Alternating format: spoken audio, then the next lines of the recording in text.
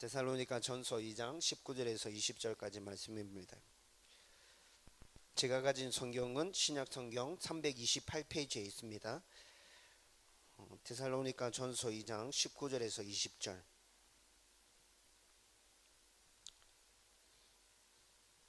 다 같이 한 목소리로 읽겠습니다. 시작.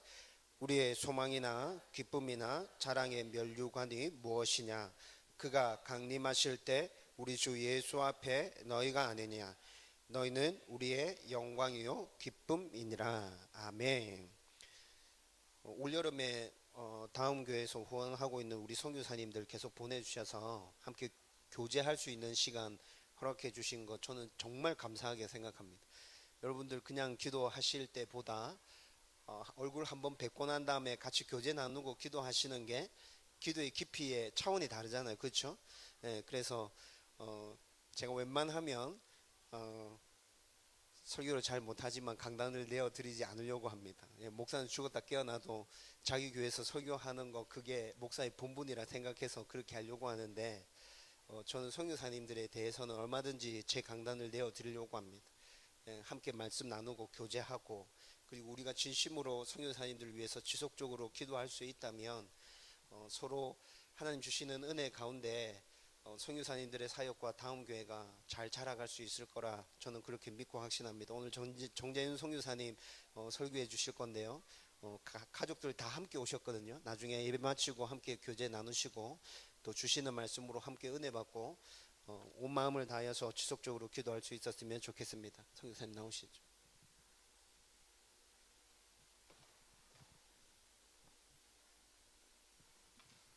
네, 할렐루야.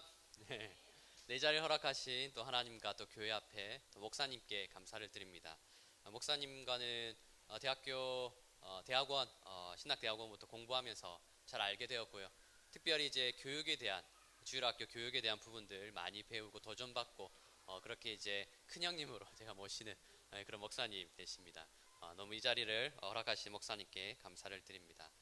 제가 준비한 오늘 이 말씀은요, 또 선교 보고는요, 어떤 대단하거나 놀라운 이런 것보다는 한 믿음의 가정이 어떻게 캄보디아 낯선 그 땅에서 선교사적 삶을 살아가는 것에 대한 좀 소박하기도 하고 또 좀 시작에 대한 풋풋한 또 진솔한 그러한 선교 이야기입니다. 함께 그러한 이야기들을 좀 나누길 원합니다. 네, 저희 가정은 2014년 6월 달에 파송을 받았습니다. 그때 이제 유빈이가 3살이었고요. 유준이는 태어난 지 한 3개월, 4개월째 되는 때였습니다. 그래서 정리를 한국에서의 모든 일들을 이제 정리하고 캄보디아에 가게 되었는데요. 2014년 10월 달 사진은 이제 연말에 찍은 사진이고 유빈이와 유준이가 아주 어려서 저희 가정은 좀 걱정을 많이 했습니다. 혹시나 언어가 지금 잘 되지 않고 캄보디아 상황도 아직 잘 모르는 이때 두 자녀가 무슨 일을 당하거나 좀 어려움이 생기면 처리하기가 너무 이렇게 이제 해결하기가 너무 어렵기 때문에 어떻게 하나 걱정을 많이 했는데 기도해 주시고 또 응원해 주셔가지고 아이들이 잘 적응하며 자라났습니다. 이때 이제 캄보디아 생활을 처음 이제 시작하는 거라 낯설기도 하고 좀 어렵기도 하고 실수도 하고 그러면서 하나하나 캄보디아라는 곳은 이런 곳이구나 라는 것을 배우기 시작한 때였습니다. 2015년 사진인데요. 초에 찍은 거라 유준이 모습이 이제 별 차이 나지 않지만 2015년도에 유준이와 유빈이가 많이 자랐습니다. 특별히 유준이는 누워있던 자가 일어나 걷는 아장아장 이제 걷게 되는 역사를 저희가 경험하게 되고 그러면서 저희도 이제 캄보디아 언어를 본격적으로 공부하게 되었습니다. 집중해서 공부하게 되었고요. 하나님께서 2015년 시기에 특별히 제 마음을 좀 많이 위로해 주시고 격려해 주셨습니다. 2013년도에 저희 부모님이 두 분 다 한 해 돌아가시면서 사실 선교 준비를 하면서 마음이 많이 복잡했습니다. 부모님을 잃은 상실에 대한 어떤 마음들을 이렇게 해결하고 정리하지 못한 채 이제 앞으로 나갈 선교 준비를 하느라 정신없이 정말 달려왔었거든요. 근데 2015년 아이들을 돌보고 또 함께 있는 시간들을 통해서 하나님이 제 마음을 많이 위로해 주시고 또 회복시켜 주셨는데요.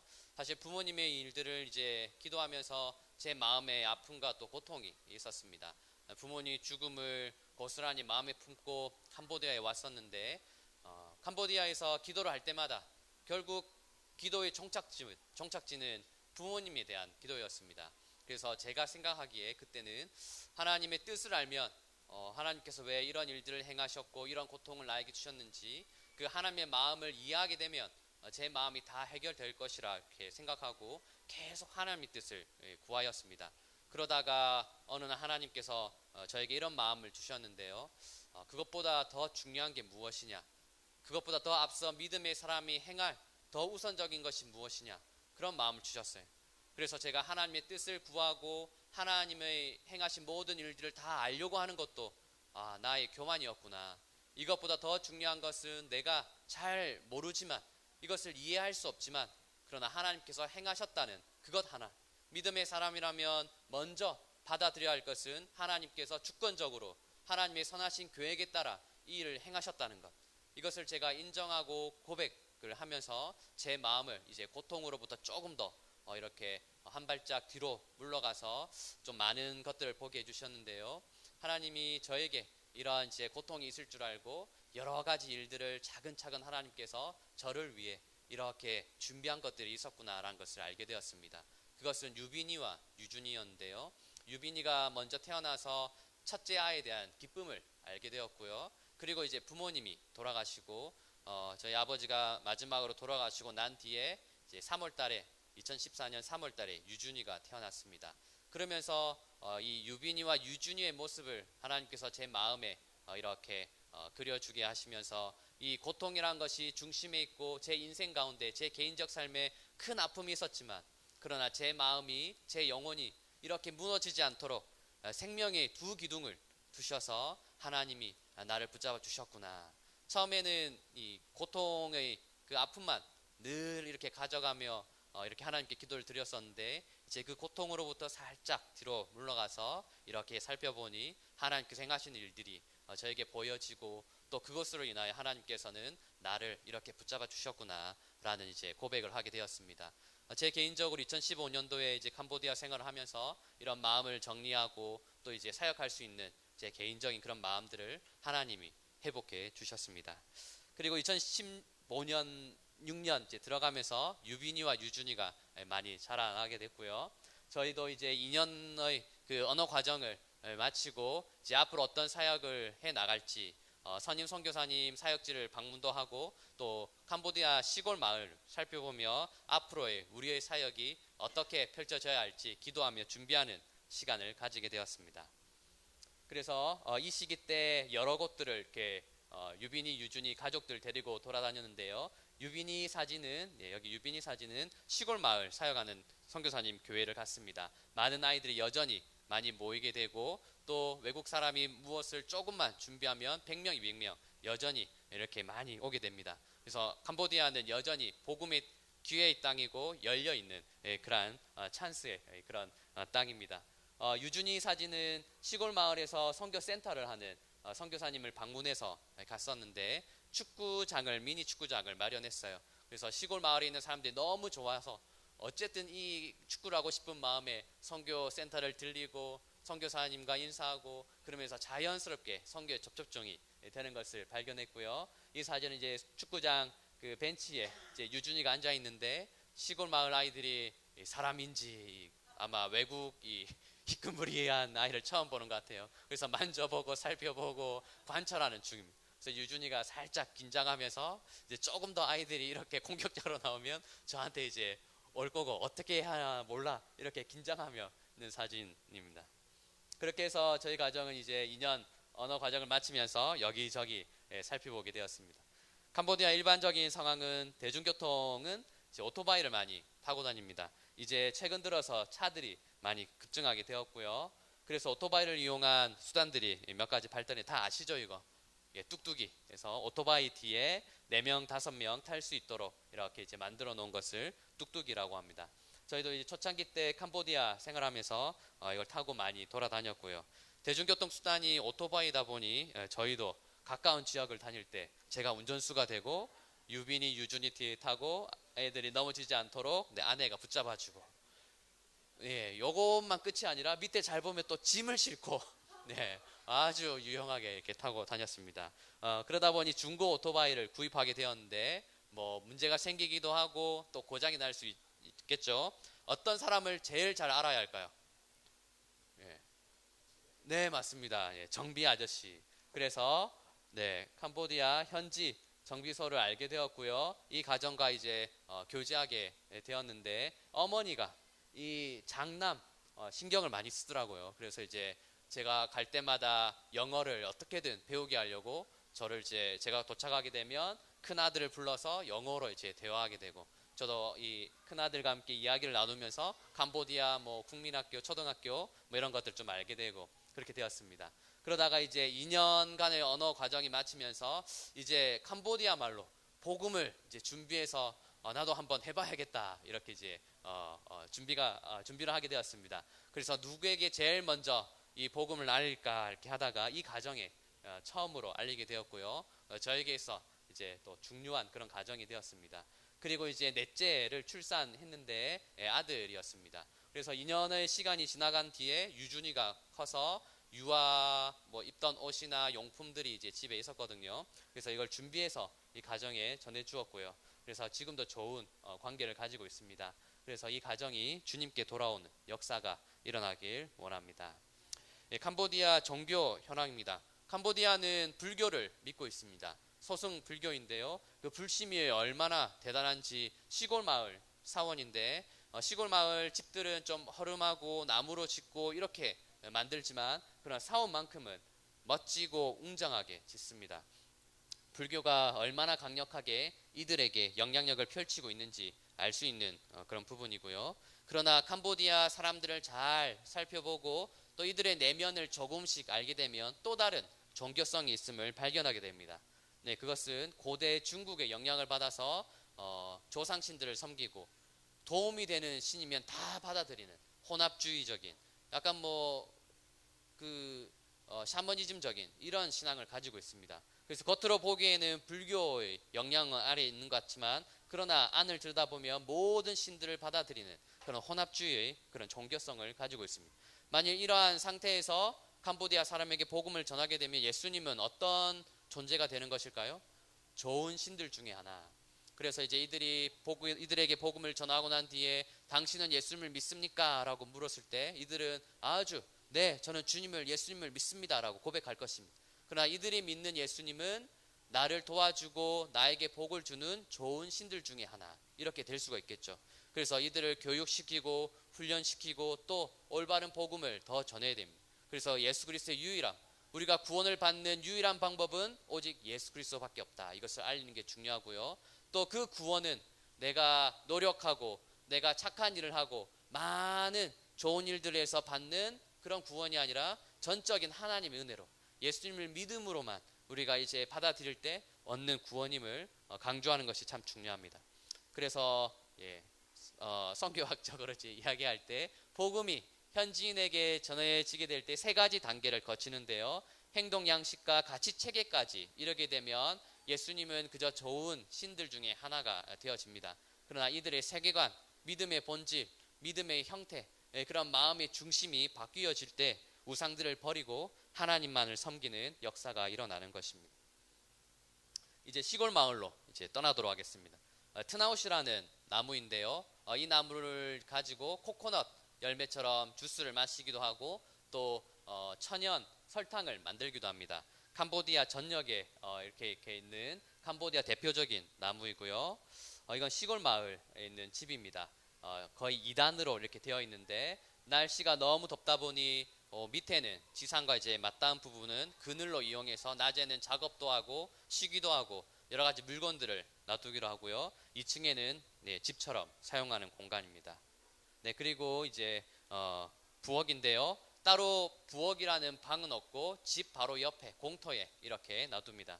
특별히 냉장고 문화가 없기 때문에 그날 먹을 것은 그날 장봐서 그날 다 먹고 이렇게 이제 해결하는 그런 문화를 가지고 있습니다. 화롯불을 이용해서 요리를 하고 특별히 이제 놔둘 이런 선반이 없고 나무로 집을 지은 옆에 이제 조리 기구도 놓고 양념장도 올려놓고 간단하게 요리를 해서 먹습니다. 이제 저는 대학생 사역을 하고 있는데요. 4명의 리더를 이렇게 세워서 이들과 함께 지금 리더로서 잘 이제 자라날 수 있도록 훈련도 하고 있습니다. 그 중에 한 명의 집을 방문했고요. 제가 생각하기에 이제 캄보디아 부모님들이 거의 다 이제 저와 함께하는 대학생들이 시골 마을 출신인데 프놈펜에 유학을 보냈더니 공부는 잘하고 있는지, 근데 어떤 외국인을 만나서 뭐 좋은 교육을 받고 뭐 하고 있는 것 같더라. 아마 이 정도로만 알고 있지 않을까 싶습니다. 그래서 그 외국 사람이 무엇을 하는 사람인지, 좋은 사람인지 나쁜 사람인지 궁금하기도 하고 아마 걱정스러워하는 그런 마음도 많을 것 같은데, 모든 대학생들의 이 시골 마을을 방문할 수 없지만 그래도 지도자 뭐 이렇게 리더로 섬길 그런 친구들의 집을 이제 방문해서 부모님을 만나고 인사하고 또 앞으로 이 아이를 향한 마음이 어떻고 저는 어떤 사람이고 인사드리고 그렇게 이제 교제한 그런 시간을 가졌습니다. 그래서 그 집을 방문한 사진이고요. 시골 마을에서 이 사진 어떤 사진 같으세요? 네, 음료수, 네, 콜라병 보이고 아저씨가 큰 통에 뭔가를 담고 있고, 네, 기름입니다. 주유소가 없기 때문에 주로 오토바이를 이용한다고 그랬죠. 그래서 이제 오토바이들이 주유소가 없어서 이런 작은 상점에서 아마 1리터 되는 병이라서 코카콜라 그 병을 이용하는 것 같아요. 그래서 담아서 이제 팔고 그렇게 이제 이동합니다. 예, 캄보디아의 비전, 소망, 꿈입니다. 아이들이고요. 이 아이들이 어렸을 때부터 불교 영양권안이 있기 때문에 모든 교육과, 그러니까 태어나면서부터 죽을 때까지 모든 것들이 다 불교식으로 이루어집니다. 그러다 보니 어른이 되면 불교적인 사고관, 불교적인 이해, 불교의 세계관이 완전히 잡히게 되는 것이죠. 그래서 어렸을 때 비록 복음을 듣고 믿진 않지만 그러나 하나님이라는 분이 계시구나, 말씀은 성경 말씀이란 것이구나, 적어도 한 번이라도 전해 듣고 그래도 좀 교육을 받고 한다면 그 짜여진 불교의 그 틀 속에 조금이라도 틈이 생길 수 있고 그 틈을 통해서 복음이 이제 어른 되었을 때 받아들일 수 있는 그런 접촉점이 될 수 있습니다. 그래서 아이들에게 교육을 시키고 복음을 전하고 하나님 말씀을 가리키는 것이 참 중요한 사역이 캄보디아입니다. 이제 저희 사역에 대해서 좀 말씀드리고 싶은데요. 저는 2년간의 언어 과정을 아내와 함께 이제 과정을 마치면서 이제 약 10개월에서 한 1년간 캄보디아 현지 교회 2교회를 섬기는 그러한 시간을 가졌습니다. 시골 마을 사역하고 있는 썸난 전도사와 사모님과 레베카라는 딸인데 푸놈펜에서 약 25km 정도 되는 지역에 있습니다. 이 교회를 섬기면서 시골 목회에 대한 또 어려움들, 또 시골 현지 교회가 감당해야 할 역할들, 이런 것들을 배울 수 있는 시간이 되었고요. 또 이 교회는 푸놈펜 외곽 지역에 있는 교회인데 썸포아 전도사입니다. 그 가운데 이제 여자 전도사님이고, 이 여자 전도사님이 청년들을 잘 훈련시켜서 매주 오전에 주일 예배를 아주 멋지게 드립니다. 거의 와우큐 비슷하게 저도 깜짝 놀랐고요. 그래서 아이들과 신나게 놀고 퀴즈도 하고 또 말씀을 가르치고 이 교회를 섬기고 도우면서 이 푸놈펜 내 청년들을 위한 사역, 또 청소년을 위한 사역, 특별히 대학생을 위한 사역이 중요하구나라는 그러한 계기를 가지게 되었습니다. 그래서 이제 이런 시간들을 가지면서 이제 저희 본격적인 사역을 시작하게 되었는데요. 네, 사진이 좀 어둡게 나왔는데 왕궁 농업 대학생 사역을 시작하게 되었습니다. 작년 한 11월쯤 이제 시작하게 되었고요. 이제 한지 아직 1년 안 된 그런 시간을 가지고 있습니다. 현재 약 15명에서 20명 정도 이렇게 모이게 되고 주일날 이제 부족하지만 설교도 하게 되고요. 예배 후에는 함께 이제 소그룹 시간을 가집니다. 그래서 이 시간을 통해서 제가 물어보기도 하고 또 이 시간을 통해서 학생들이 얼마나 제 설교를 이해했는지, 또 말씀에 대해서 얼마나 생각을 가지고 있는지 이런 것들을 이렇게 알 수 있는 귀한 시간을 가집니다. 이 모임을 마치게 되면 함께 저녁을 먹으며 식사 교제를 가집니다. 특별히 캄보디아에는 휴일이 좀 많습니다. 특별히 그리고 더 특별한 것은 한 주간 노는 명절들이 4월 달과 5월 달에 집중되어 있는데요. 시골 마을 출신들이라 이 명절 때 거의 대부분의 학생들이 자기 고향으로 돌아갑니다. 그러다 보니 이제 4월 달과 5월 달에는 모임을 가지기가 너무 힘들고 마음도 많이 흐트러지고 좀 어수선하고, 그런데 5월 달에 급하게 이제 단합회를 가져서 좀 이렇게 아이들을 모으는 시간을 가졌는데요. 이제 이런 일들을 겪으면서 이제 내년에는 4월 달과 5월 달에 뭐 음식, 뭐 파티, 뭐 단합회, 뭐 하여튼 할 수 있는 뭐 단합회는 4월 달과 5월 달에 다 이렇게 해서 아이들이 시골 마을 가기 전에 마음을 잡고 갔다 와서 또 마음을 잡고 이 4, 5월 달에 집중을 해야 1년이 편안하겠구나, 제대로 사역할 수 있겠구나, 그러한 깨달음을 가지게 되었습니다. 그리고 이제 4명의 리더를 이렇게 뽑았는데 제 사진 여기 왼쪽인가요? 여기 남학생 친구 최인원이란 친구고, 사진에 있는 제 이제 여기 왼쪽부터 서케인, 짠니, 그리고 맨 끝에 남자 형제 끄맹이라는 친구입니다. 그래서 뭐 청소 분담도 시키고 예배인도, 주방, 회계 담당 이렇게 역할을 분담시켜서 현재 매주 화요일 오후에 함께 모여 기도회를 가지고 말씀 나누고 리더십 훈련을 가지고 있습니다.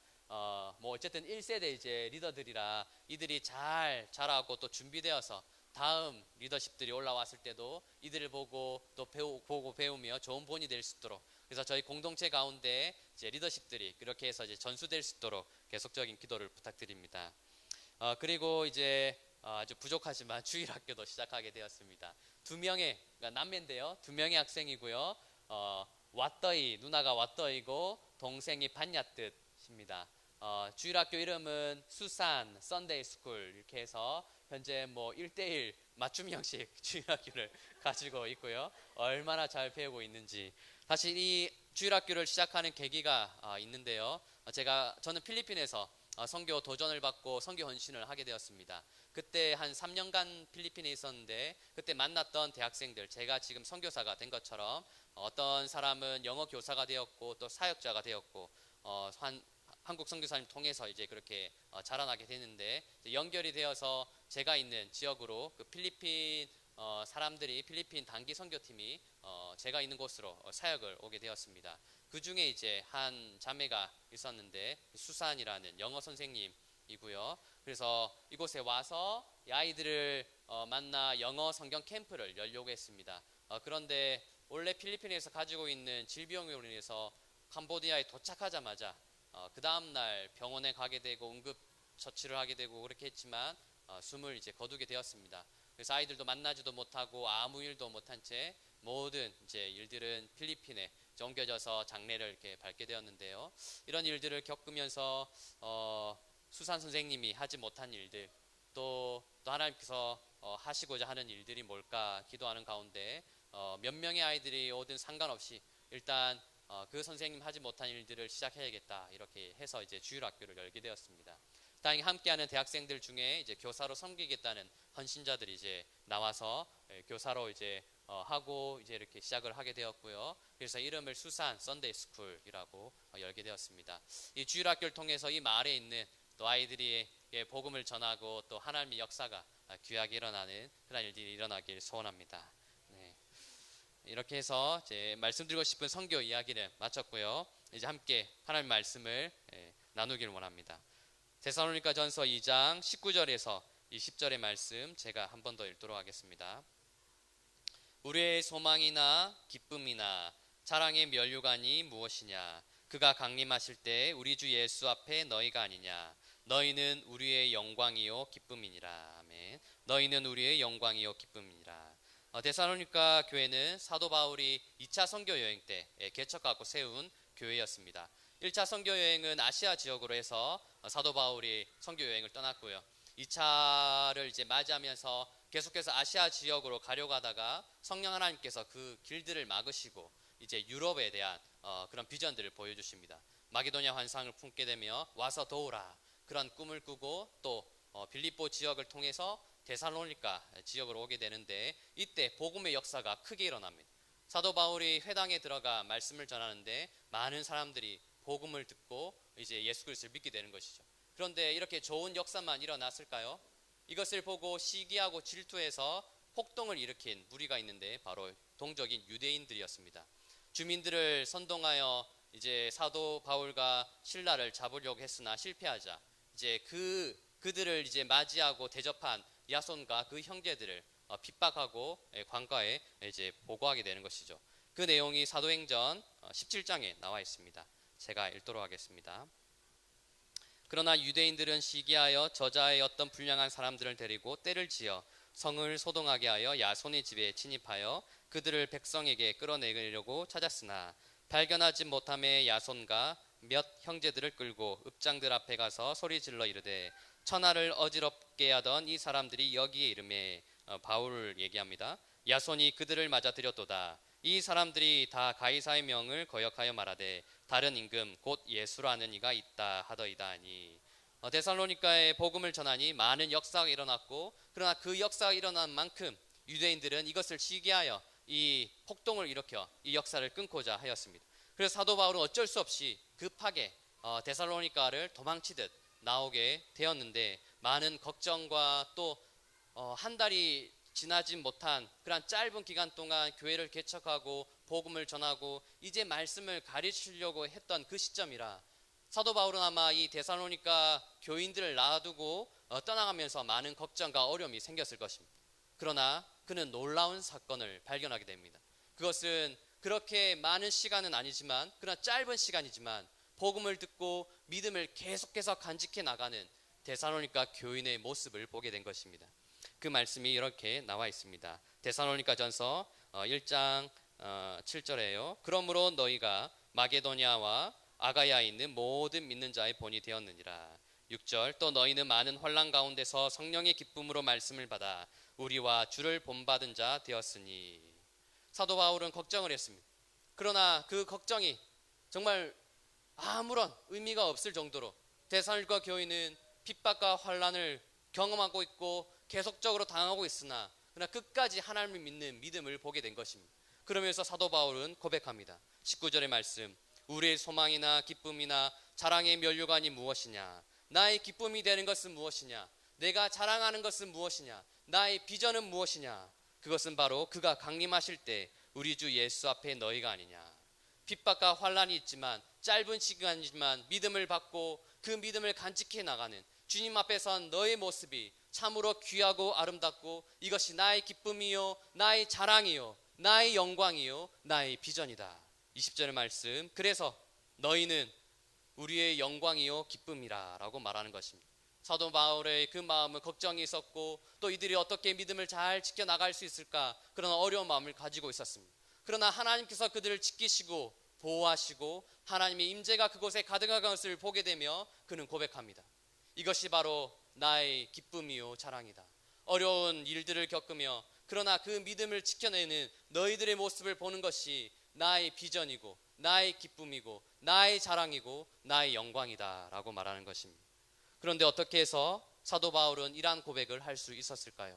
사도 바울의 마음속에 무엇이 있었기에 그들을 보며 이렇게 기뻐하고 자랑하고 이것이 나의 비전이요 나의 영광이라 말할 수 있었을까요?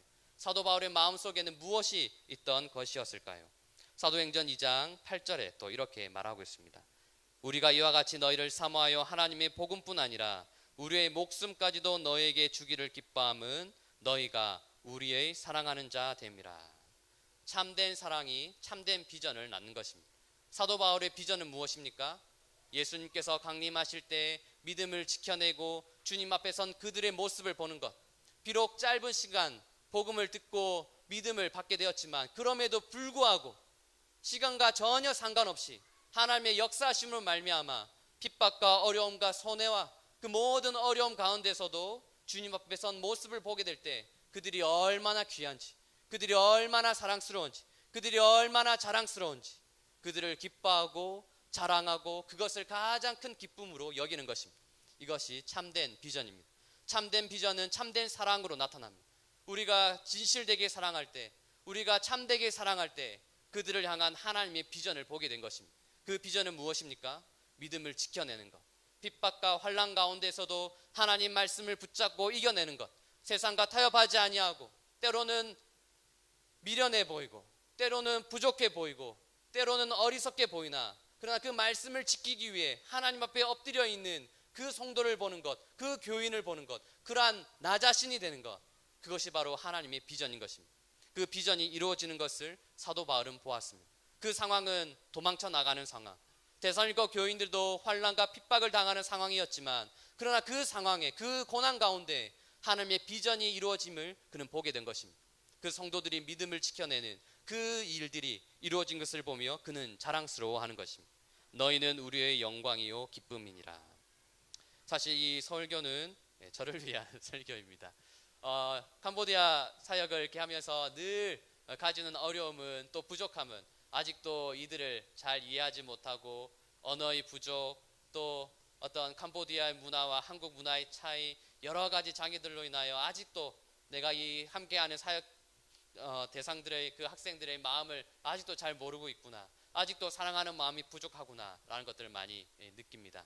그러나 하나님께서 은혜를 주셔서 제 평생 사역 가운데, 또 언젠가 사도 바울이 고백했던 것처럼 이 불교 문화권 가운데, 그리고 캄보디아의 그 사회 가운데 세상과 타협하지 않고 믿음을 지켜내는 너희들이야말로 바로 나의 기쁨이요 자랑이요 영광이다라고 고백하는 날이 오기를 간절히 바랍니다.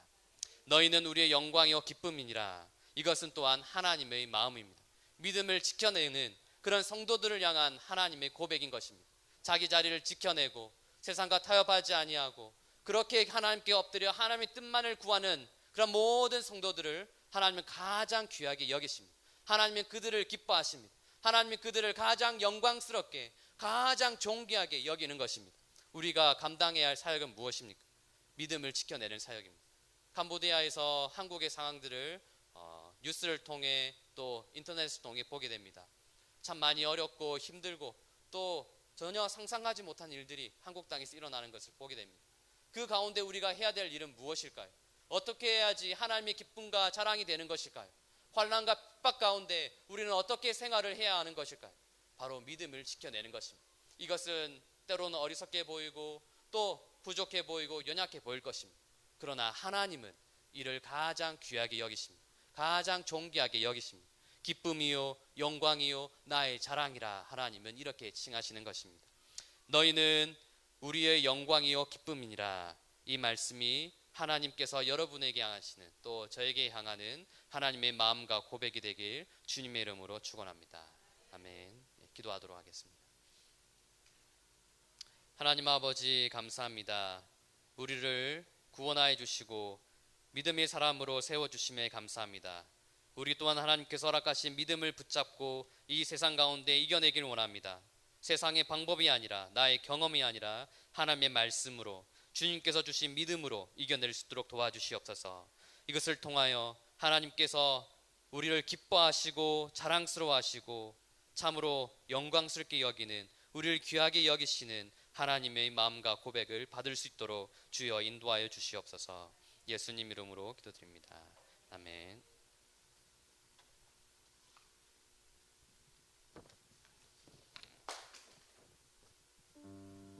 네, 우리 들은 말씀 가슴 속에 새기면서 우리 찬양 하나님 앞에 올려드리며 나갔으면 좋겠습니다. 나의 모습 나의 소유 같이 찬양합니다.